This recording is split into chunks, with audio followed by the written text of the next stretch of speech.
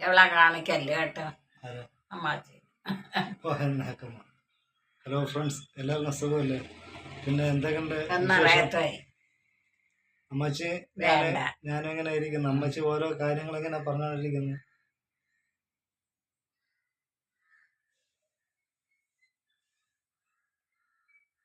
ഇതുണ്ട് കൊണ്ടുവന്നിറക്കണം ആളുകളപ്പം അടിയാക്കാൻ. അമ്മച്ചി ഇത് ഓരോ കാര്യങ്ങൾ ഇങ്ങനെ പറയുന്നത് സുബോധത്തോടെ അല്ലേ, ചെറിയ മൈൻഡ് ഔട്ടാണ് അമ്മച്ചി.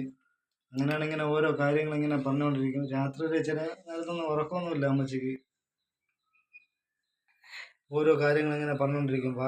മതിയപ്പേ വാർദ്ധക്യം ആവുമ്പോൾ നമ്മളെല്ലാവരും ചിലവർ മൈൻഡ് ഔട്ട് ആവുന്നുണ്ട്. പക്ഷെ അവരെ നമ്മൾ മാറ്റി നിർത്തരുത്. നമ്മളോട് ചേർത്ത് നിർത്തി സ്നേഹവും പരിചരണവും എല്ലാം നൽകണം.